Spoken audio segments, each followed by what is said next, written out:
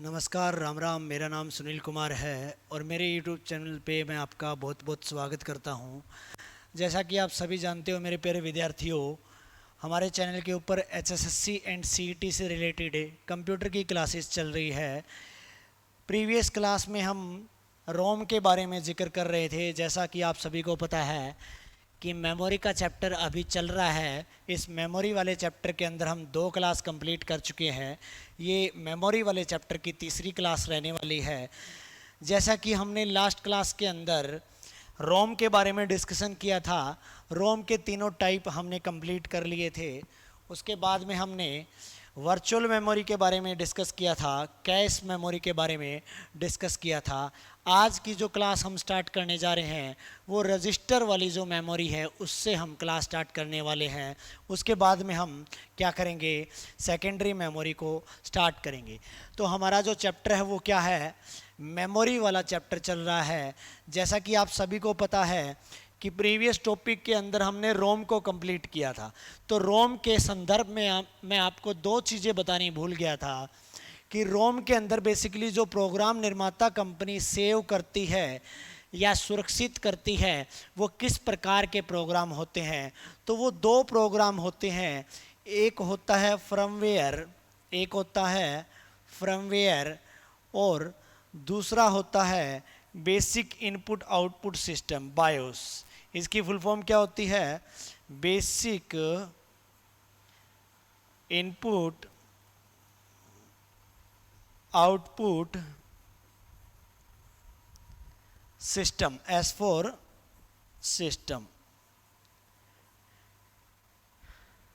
S for system. यानी कि BIOS और फर्मवेयर निर्माता कंपनी के द्वारा ये 2 प्रोग्राम जो है, दोनों चीज़ रोम के अंदर लोड की जाती है या डेटा के रूप में, इंस्ट्रक्शन के रूप में लिखी जाती है।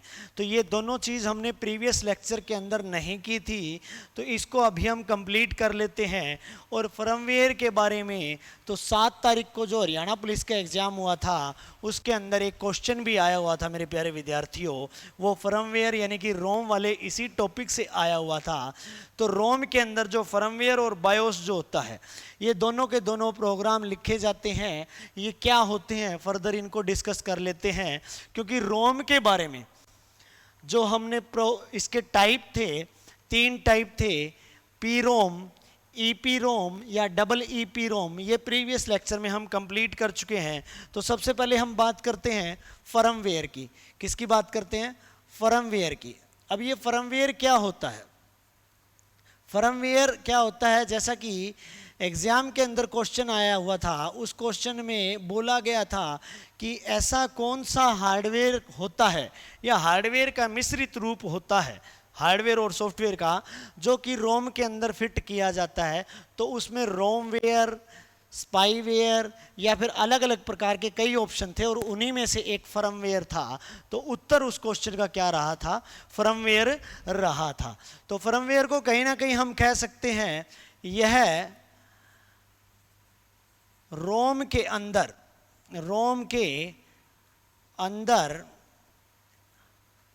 हार्डवेयर तथा सॉफ्टवेयर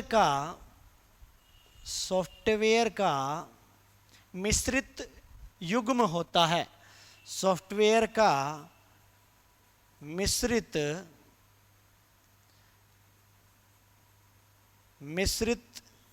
युग्म होता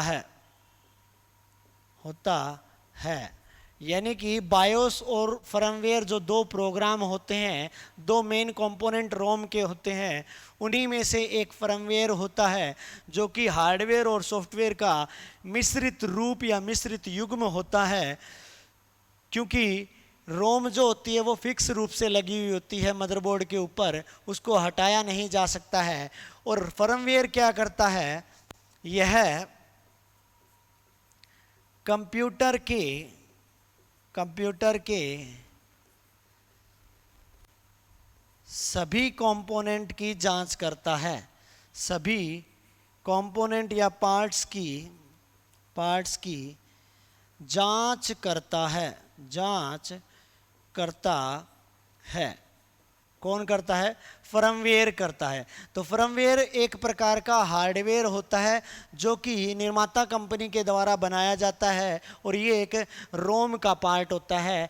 बस यहाँ से इतना ही क्वेश्चन बनता है, ये सभी कंपोनेंट या पार्ट की क्या करता है मेरे प्यारे विद्यार्थियों? जांच करता है। क्या करता है? जांच करता है। इसी का अगला पार्ट क्या था? उसका नाम था बायोस। क्या नाम था? बायोस। बायोस के बारे में ज़्यादातर इसकी फुल फॉर्म पूछी जाती है, BIOS, यानी कि बेसिक इनपुट आउटपुट सिस्टम। ये बायोस की फुल फॉर्म रहेगी मेरे प्यारे विद्यार्थियों। और बायोस क्या होता है? रोम का एक सॉफ्टवेयर प्रोग्राम होता है। रोम के अंदर डला हुआ एक सॉफ्टवेयर होता है, एक सॉफ्टवेयर प्रोग्राम होता है, एक सॉफ्टवेयर प्रोग्राम होता है, प्रोग्राम होता है जिसके अंदर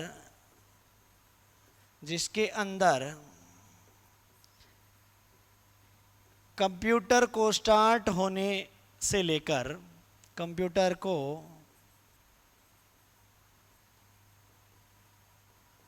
स्टार्ट करने के लिए कुछ सेटिंग्स होती है, कुछ सेटिंग्स होती है जिनको बायोस सेटिंग कहा जाता है। बायोस सेटिंग कहा जाता है, सेटिंग कहा जाता है। यानी कि बायोस एक सॉफ्टवेयर प्रोग्राम होता है मेरे प्यारे विद्यार्थियों, जो कि रोम के अंदर होता है। फर्मवेयर एक हार्डवेयर और सॉफ्टवेयर का मिश्रित रूप होता है। इन्हीं दोनों की वजह से कंप्यूटर का स्टार्टअप होता है। यानी कि जो बायोस सेटिंग होती है, जो बूटिंग के दौरान हम F8 या F10 या F12 दबा करके उस हिसाब से हम उसको सेटिंग कर सकते हैं। जो वो सेटिंग होती है वो सारी की सारी कौन सी होती है? बायोस सेटिंग होती है। और ज़्यादातर बायोस की फुल फॉर्म पूछी गई है, बेसिक इनपुट आउटपुट सिस्टम। तो ये तो रोम की क्या थी? दो जो पार्ट होते हैं बायोस और फर्मवेयर, उसके बारे में हमने डिस्कस किया है जो पिछले लेक्चर में हम भूल गए थे। इसके अलावा रोम 3 भागों में बांटी जाती है। Number 1 programmable read only memory, number 2 erasable programmable read only memory, and number 3 and last electrically erasable programmable read only memory. तो वो क्या होती है? रोम होती है मेरे प्यारे विद्यार्थियों। प्राइमरी मेमोरी का कंसेप्ट कंप्लीट होने के बाद में हमने वर्चुअल मेमोरी, कैश मेमोरी को छेड़ा। अभी हमारा जो नेक्स्ट पार्ट आने वाला है उसको हम रजिस्टर को करेंगे। किसको करेंगे? रजिस्टर। कंप्यूटर के अंदर एक मेमोरी होती है जिसको हम रजिस्टर मेमोरी भी कहते हैं। यानी कि ये रजिस्टर मेमोरी ना तो आपकी प्राइमरी मेमोरी में होती है, ना आपकी सेकेंडरी मेमोरी में होती है। सबसे मेन चीज़, ये किसकी मेमोरी होती है? ये सीपीयू की अपनी खुद की मेमोरी होती है। यह मेमोरी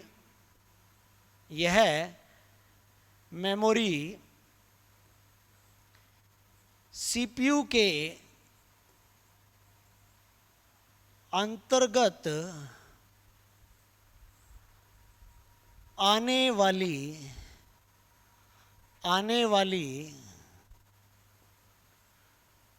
खुद की मेमोरी होती है, खुद की मेमोरी होती है। यानी कि सीपीयू की खुद की मेमोरी है, ये खुद की मेमोरी होती है जिसका उपयोग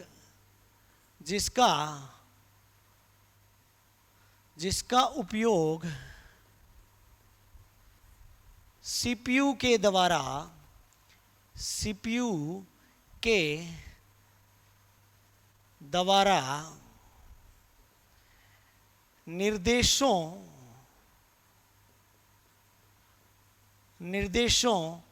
व अनुदेशों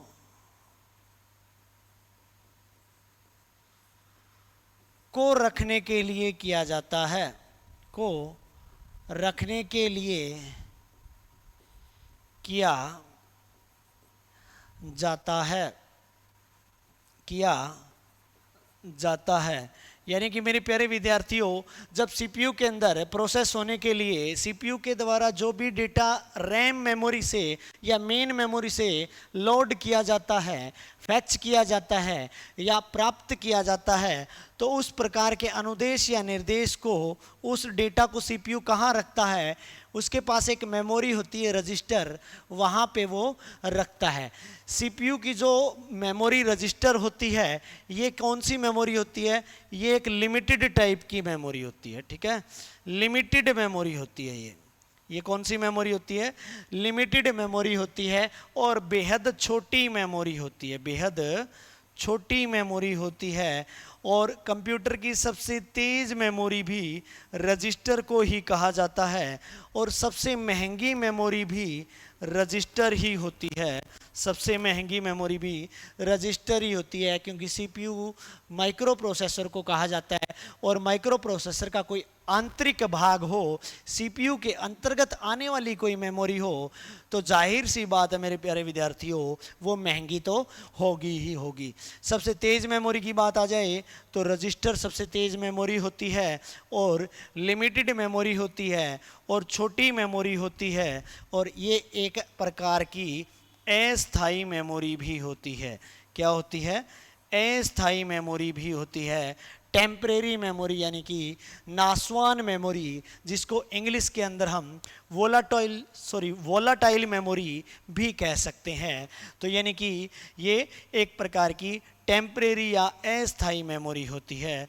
तो इसके बारे में ज़्यादा तो नहीं पूछा जाता, सिर्फ सबसे तेज़ मेमोरी के रूप में ही आज तक सवाल आए हैं, या फिर एक आध सवाल अगर आ भी जाए तो मैं आपको रजिस्टर के अलग अलग नाम बता देता हूं कि जो इस मेमोरी के अंदर, रजिस्टर के अंदर अलग अलग जो रजिस्टर आते हैं, क्योंकि अलग अलग निर्देश या अनुदेश को स्टोर करवाने के लिए सीपीयू के पास 8 बिट, 16 बिट, 32 बिट या 64 बिट तक है अलग अलग प्रकार के रजिस्टर होते हैं। उन रजिस्टर के क्या नाम रहेंगे? जैसे कि एक रजिस्टर होता है MBR, यानी कि इसको हम मेमोरी बफर रजिस्टर बोलते हैं, मेमोरी बफर रजिस्टर बोलते हैं। बस ज़्यादा से ज़्यादा इस रजिस्टर का नाम पूछा जा सकता है या फिर फुल फॉर्म पूछी जा सकती है। वैसे अभी तक पूछा नहीं गया है जो HSSC की कॉम्पिटिटिव एग्ज़ाम है, क्योंकि इनका लेवल थोड़ा कम होता है, इतना ज़्यादा डीपली HSSC जाती नहीं है। एक होता है MDR रजिस्टर, MDR यानी कि memory data register, memory data register, memory data register, memory data register.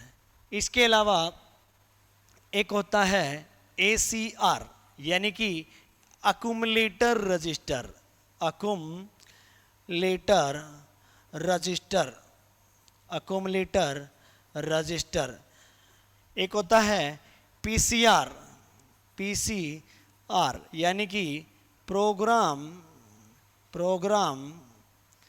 Counter register, counter register, counter register, programme counter register. एक होता है IR यानी कि इंस्ट्रक्शन रजिस्टर, इंस्ट्रक्शन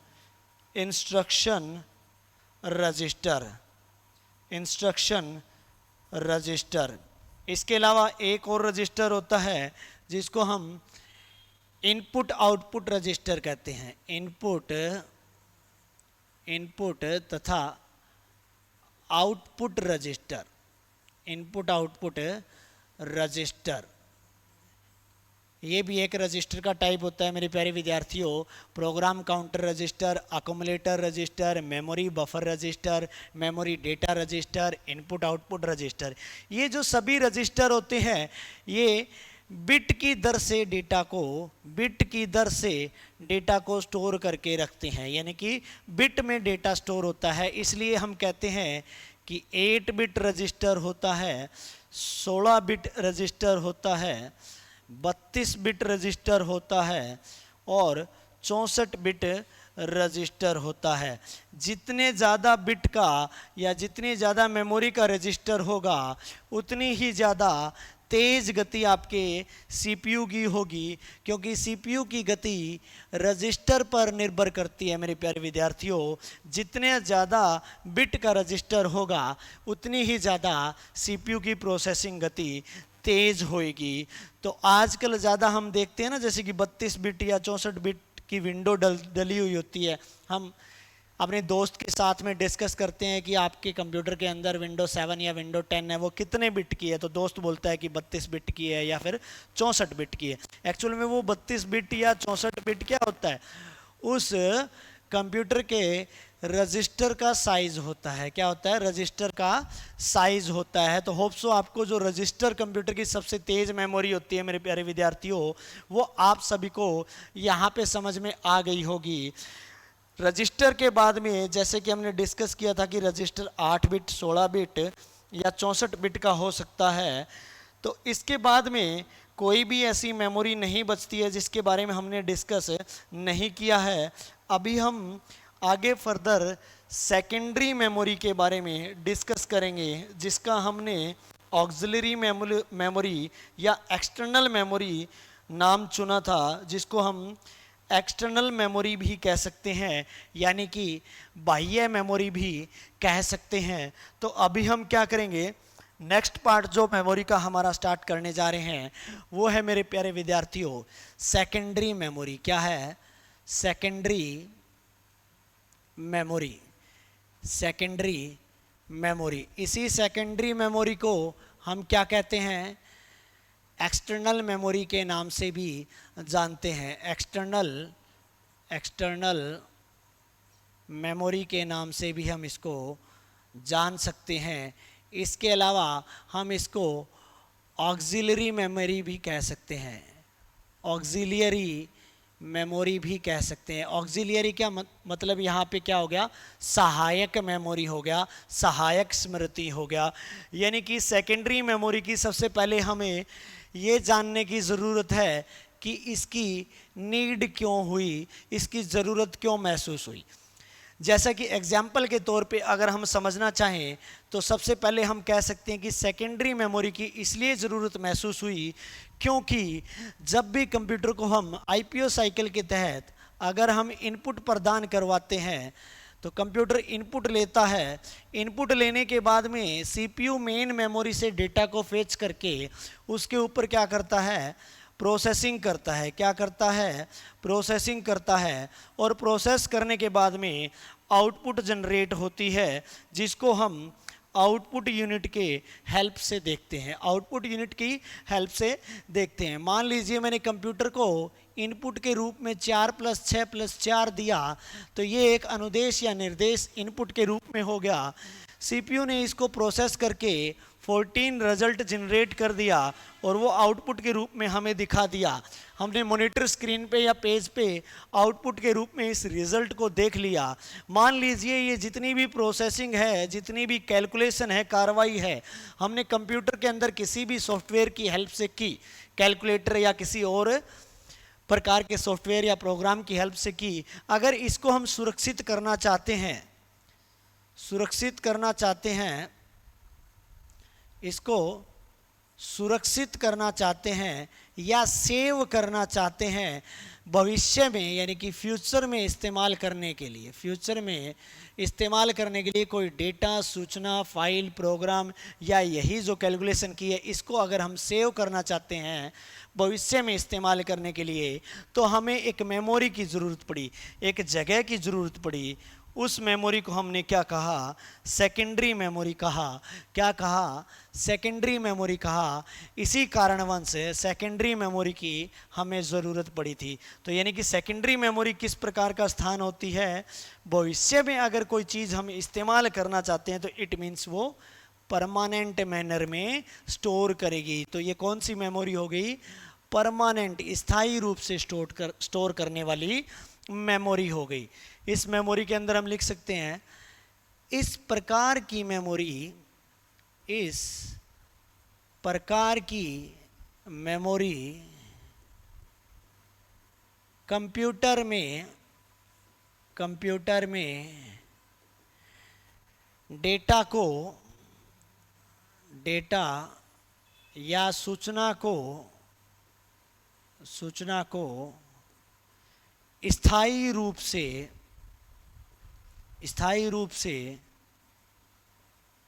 स्टोर करके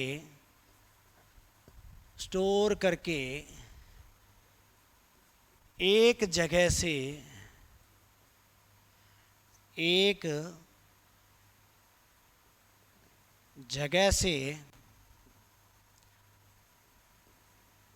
दूसरी जगह ले जाने में मदद करती है।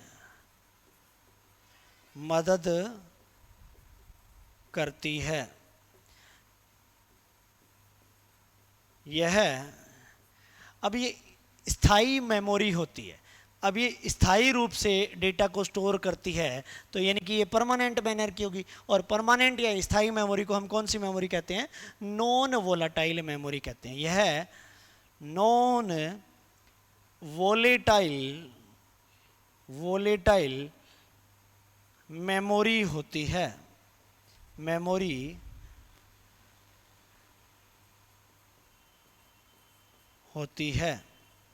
यानी कि परमानेंट, स्थायी रूप से डेटा को स्टोर करवाती है। फॉर एग्जाम्पल के तौर पे हम किसको ले सकते हैं, जैसे कि पेन ड्राइव हो गई आपकी, पेन ड्राइव,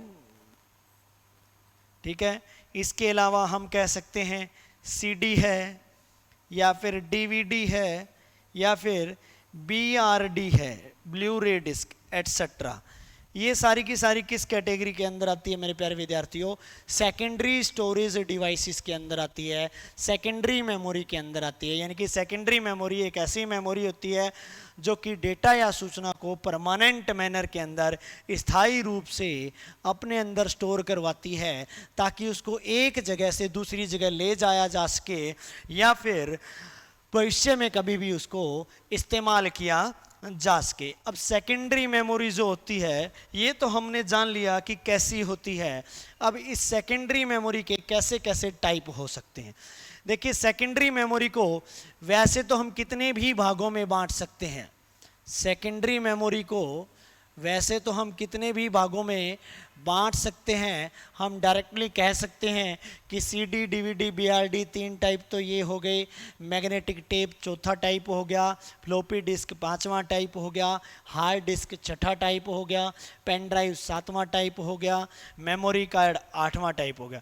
लेकिन इसको अलग अलग बुक के अंदर अलग अलग टीचर के द्वारा, बहुत से टीचर ऐसे भी करवाते हैं कि उन्होंने 5 भागों में बांट दिया, बहुत से टीचर 3 भागों में करवा देते हैं। कई बुक के अंदर 3 भागों के अंदर, 5 भागों के अंदर, 4 भागों के अंदर, 2 भागों के अंदर दिए। लेकिन हमें जानना सबसे पहले ज़रूरी है कि जो सेकेंडरी मेमोरी का एक्सेस है वो कितने टाइप का होता है। उसी एक्सेस के आधार पर हम क्या कर देंगे, सेकेंडरी मेमोरी को बांट देंगे। अब एक्सेस क्या होता है भाई, एक्सेस को हम हिंदी में पहुंच कहते हैं। क्या कहते हैं, पहुंच कहते हैं। क्या कहते हैं, पहुंच कहते हैं। यानी कि एक्सेस करना कहीं ना कहीं हिंदी में पहुंच का काम करता है। और पहुंच को लेकर के अगर चलें तो मैंने पिछले लेक्चर में आपको बताया था कि एक मेमोरी के अंदर डेटा को स्टोर करवाना, उसको लिखना कहा जाता है। क्या कहा जाता है, लिखना कहा जाता है। उसी डेटा को एक्सेस करना पढ़ना कहा जाता है।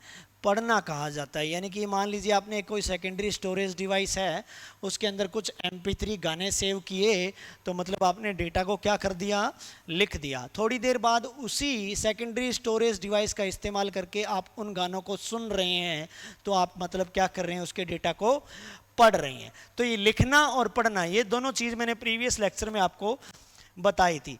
तो अब जिस भी मेमोरी के अंदर, मान लीजिए मेरे पास एक मेमोरी है और वो कुछ इस प्रकार की मेमोरी है, उसके अंदर मैंने डेटा को स्टोर करवा दिया। मान लीजिए ये मेरे पास एक मेमोरी है, एक मेमोरी खाली थी, इस मेमोरी के अंदर मैंने 5 डेटा स्टोर करवा दिए। डेटा नंबर 1 था A, डेटा नंबर 2 था B, डेटा नंबर 3 था C, डेटा नंबर 4 था D एंड डेटा नंबर 5 था F।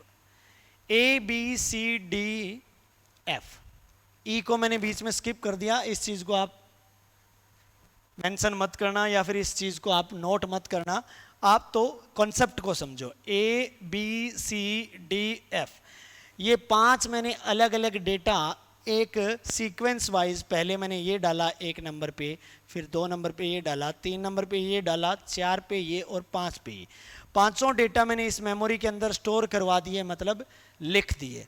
इसके बाद में मैं क्या कर रहा हूँ, इस मेमोरी को पढ़ रहा हूँ, यानी कि डेटा को मैं रीड कर रहा हूँ। रीड करते वक्त मैं 2 तरीके से रीड कर सकता हूँ। कैसे रीड कर सकता हूँ, मान लीजिए एक तो तरीका मैंने ये अपनाया कि जैसे मैंने 2 नंबर का डेटा B है, इसको सबसे पहले पढ़ लिया। उसके बाद में मैंने 4 नंबर का डेटा है D, इसको पढ़ लिया। उसके बाद में मेरे मन में आई, मैंने 1 नंबर का डेटा ये पढ़ लिया।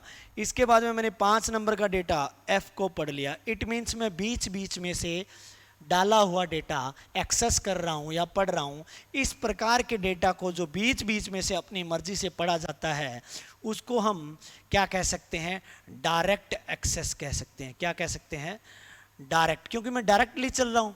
इसको हम डायरेक्ट ना कह करके रैंडम भी कह सकते हैं, यानी कि अपनी मर्जी से चल रहा हूँ। जिस प्रकार मैं एग्जांपल देता हूँ आपको, मान लीजिए एक टीचर है, किसी क्लासरूम के स्टूडेंट की प्रैक्टिकल ले रहा है, और उनकी प्रैक्टिकल कैसे ले रहा है, बीच बीच में से उठा के ले रहा है। पहले 5 रोल नंबर स्टूडेंट को उठा लिया, उसकी प्रैक्टिकल ले रहा है, वाइवा ले रहा है। फिर बाद में 7 रोल नंबर को उठा लिया, फिर 10 को उठा लिया, यानी कि बीच बीच में से उठा रहा है। जैसे मैंने इस मेमोरी से डेटा उठाया, तो उसको बोलते हैं रैंडम एक्सेस या डायरेक्ट एक्सेस। मेमोरी के केस में एग्जाम्पल देता हूँ, जैसे आपने CD को जरूर देखा होगा, ऐसे गोलाकार आकृति की एक डिवाइस होती है जो सेकेंडरी स्टोरेज के अंदर आती है।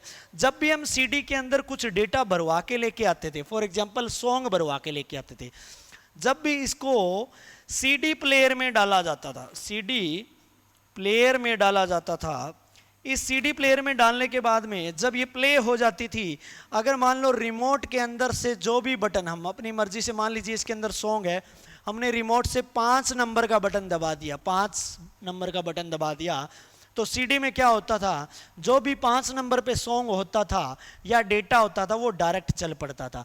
तो इस प्रकार के डेटा को पढ़ना, किस प्रकार का डेटा पढ़ना कहा जाता है, रैंडम या डायरेक्ट एक्सेस कहा जाता है।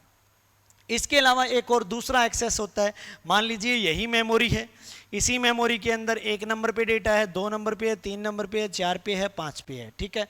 मान लीजिए पहले मैंने 1 नंबर का डेटा पढ़ा, फिर मैंने sequence wise, serial wise 2 number पढ़ा, फिर मैंने 3 नंबर पढ़ा, फिर मैंने 4 नंबर पढ़ा, फिर मैंने 5 नंबर पढ़ा। किस प्रकार चल रहा हूँ मैं, एक सीक्वेंस वाइज, एक सीरीज वाइज चल रहा हूँ, एक क्रम अनुसार चल रहा हूँ।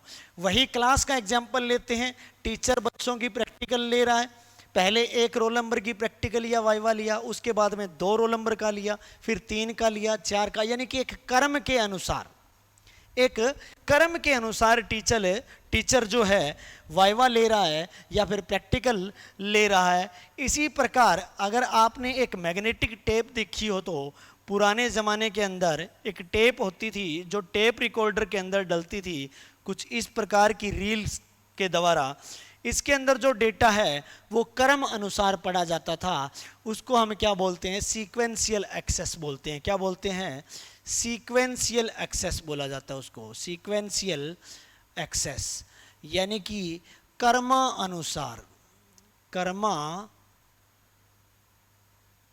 कर्मानुसार, यानी कि एक क्रम के तहत डेटा को पढ़ना सीक्वेंशियल एक्सेस कहा जाता है। तो सेकेंडरी स्टोरेज डिवाइस जो मेरे प्यारे विद्यार्थियों होती है, उसके अंदर डेटा एक तो सीक्वेंशियल एक्सेस के तहत पढ़ा जाता है और एक पढ़ा जाता है रैंडम या डायरेक्ट एक्सेस के तहत पढ़ा जाता है। इन दोनों एक्सेस के तहत हम क्या करेंगे, मेमोरी को दो भागों में क्लासिफाई करेंगे। तो जो सेकेंडरी स्टोरेज डिवाइस होती है, सेकेंडरी मेमोरी जो होती है मेरे प्यारे विद्यार्थियों, ये कितने टाइप की होती है?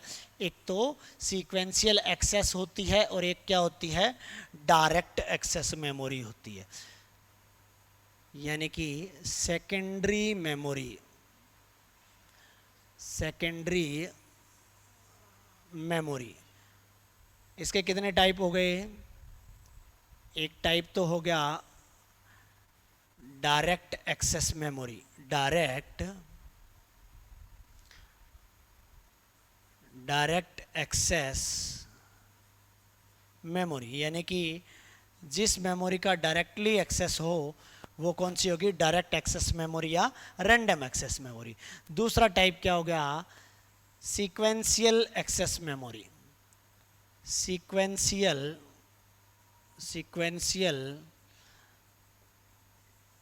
Access memory. अब ये सीक्वेंशियल एक्सेस मेमोरी और direct access memory secondary memory के दो टाइप हो गए मेरे प्यारे विद्यार्थियों। इन दोनों टाइप को आगे बढ़ाते हुए इसके अंदर ही मैग्नेटिक टेप आ जाएगी, मैग्नेटिक डिस्क आ जाएगी, ऑप्टिकल डिस्क आ जाएगी, फ्लैश मेमोरी आ जाएगी। इन्हीं के अंदर ये सारी जो सेकेंडरी मेमोरी है, CD, DVD, BRD, hard disk, floppy disc, ये सब आ जाएंगी। तो यहाँ पे सीक्वेंशियल एक्सेस टाइप के अंदर वो मेमोरी आएगी जिसको क्रमानुसार पढ़ा जाता है। डायरेक्ट एक्सेस मेमोरी के अंदर वो मेमोरी आएगी जिनको रैंडमली या डायरेक्ट पढ़ा जा सके। तो सीक्वेंशियल एक्सेस के अंदर केवल और केवल एक टाइप था जो अभी मार्केट से आइसोलेट होता जा रहा है, यानी कि जो मेमोरी मार्केट से लुप्त होती जा रही है वो कौन सी मेमोरी है? Magnetic tape, magnetic tape. Magnetic tape किस प्रकार की मेमोरी है मेरे प्यारे विद्यार्थियों?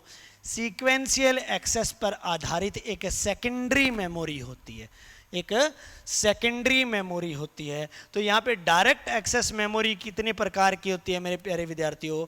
डायरेक्ट एक्सेस मेमोरी जो होती है वो बेसिकली 3 प्रकार की होती है मेरे प्यारे विद्यार्थियों। कितने प्रकार की होती है? 3 प्रकार की होती है। सबसे पहली यहाँ पे होती है मैग्नेटिक डिस्क, मैग्नेटिक डिस्क। दूसरे टाइप की कौन सी होती है? Optical disk, optical disk, optical disk. और थर्ड टाइप की कौन सी होती है?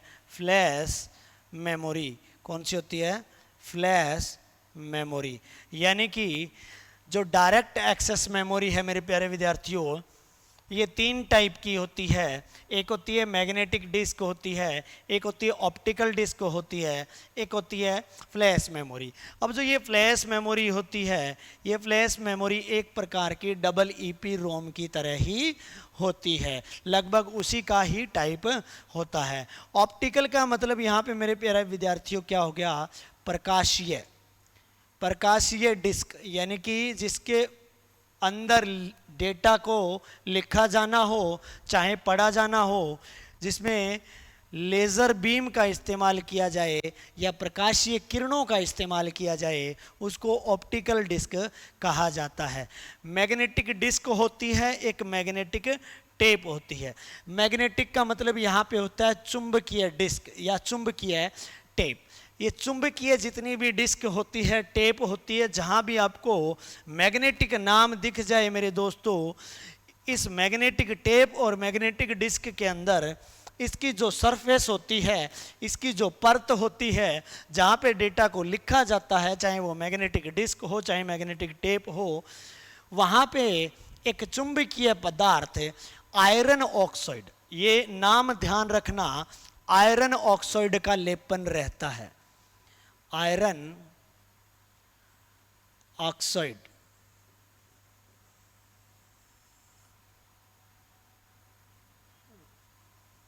ऑक्साइड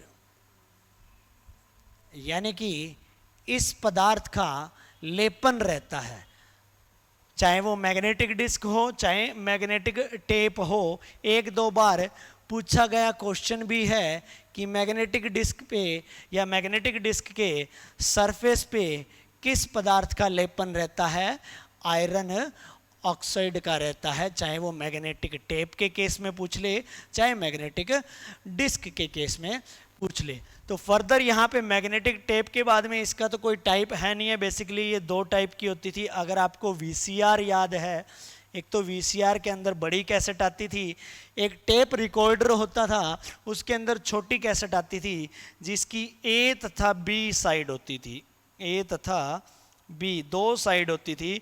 दोनों साइड में आयरन ऑक्साइड का लेपन होता था। ए तथा बी दोनों साइड में डेटा को लिखा जा सकता था या पढ़ा जा सकता था।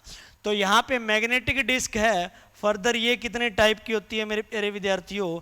मैग्नेटिक डिस्क जो है ये दो टाइप की होती है। एक तो होती है हार्ड डिस्क, एक होती है हार्ड डिस्क, एक होती है फ्लॉपी डिस्क, फ्लॉपी डिस्क। ये दोनों कौन सी होती है? मैग्नेटिक डिस्क का टाइप होती है। मैग्नेटिक डिस्क का टाइप यहाँ पे एक हार्ड डिस्क हो गई, एक फ्लॉपी डिस्क हो गई। इसके अलावा जो आपकी ऑप्टिकल मेमोरी होती है दोस्तों, ये कितने टाइप की होती है? ये तीन टाइप की होती है।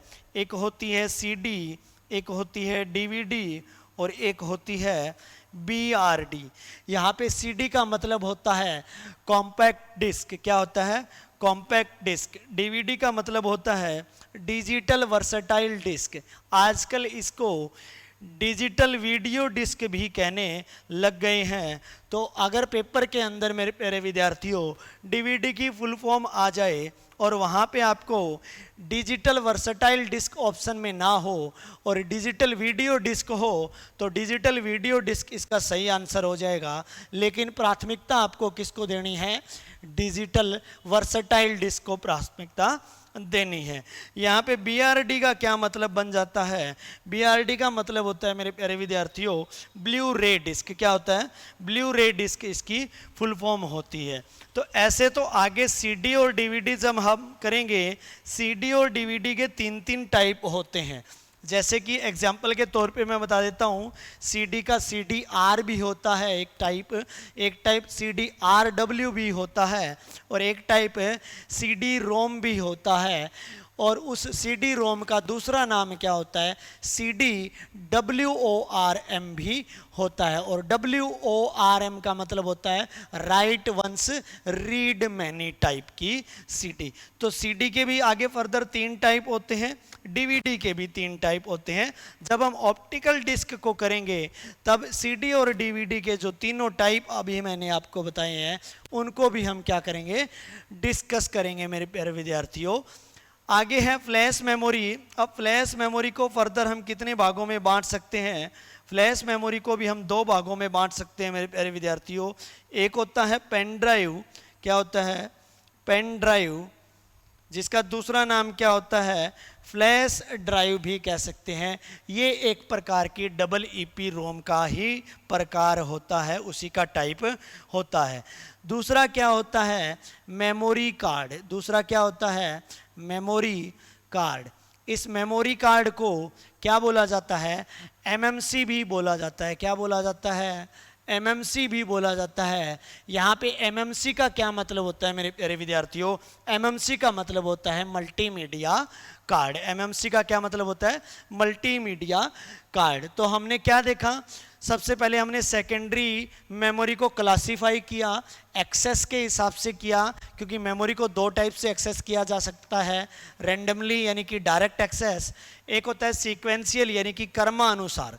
एक क्रम के अनुसार जिस भी मेमोरी को एक्सेस किया जाए, क्रमबद्ध चला जाए, उसको सीक्वेंशियल एक्सेस मेमोरी कहा जाता है। और इस पद्धति के ऊपर एक्सेस होने वाली मेमोरी, पहली मेमोरी कौन सी है? मैग्नेटिक टेप है मेरे प्यारे विद्यार्थियों। इसके अलावा डायरेक्ट एक्सेस यानी कि रैंडम एक्सेस वाली मेमोरी कौन कौन सी है? एक है मैग्नेटिक डिस्क है, एक ऑप्टिकल डिस्क है और एक फ्लैश मेमोरी होती है जो कि एक EEP का टाइप ही होती है। तो यहाँ पे मैग्नेटिक डिस्क को हमने फर्दर हार्ड डिस्क और फ्लॉपी डिस्क में बांटा था, जो कि ये मैग्नेटिक मेमोरी होती है। और यहाँ पे ऑप्टिकल डिस्क को हमने फर्दर 3 भागों के अंदर बांटा था, CD, DVD तथा BRD। और फ्लैश मेमोरी को हमने पेन ड्राइव यानी कि जिसको फ्लैश ड्राइव भी कहते हैं, इसके अलावा मेमोरी कार्ड जिसको हम MMC भी कहते हैं, यानी कि मल्टीमीडिया कार्ड भी कहते हैं। तो होप सो दोस्तों आपको इस वीडियो के अंदर जितना भी पार्ट मैंने मेमोरी का समझाया है वो समझ में आया होगा। यहाँ तक आज की इस वीडियो में हम करेंगे, जो कि सेकेंडरी मेमोरी का कंप्लीट क्लासिफिकेशन हमने समझ लिया है। कल वाले लेक्चर में यानी कि जब भी नेक्स्ट लेक्चर आएगा उसके अंदर हम सेकेंडरी मेमोरी के जितने भी टाइप हैं, जैसे कि पहला टाइप है मैग्नेटिक टेप, इसके एक्सप्लेनेशन से शुरू करेंगे। इससे आगे फिर hard disk, floppy disk, optical disk के सारे टाइप और फ्लैश मेमोरी, ये सारी चीज़ें कंप्लीट करेंगे।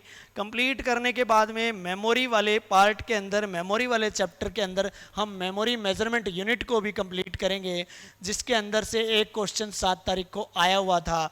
पूछा गया था कि KB, MB, GB तथा TB में से बड़ी यूनिट कौन सी है, जिसका उत्तर TB आया था। तो मेमोरी मेजरमेंट यूनिट वाला टॉपिक भी हम सेकेंडरी स्टोरेज डिवाइसेस को एक्सप्लेन करने के बाद में कंप्लीट करेंगे दोस्तों।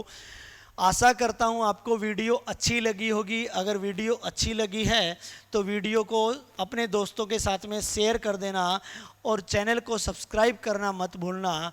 Thanks for watching the video. मिलते हैं आपको नेक्स्ट वीडियो के अंदर।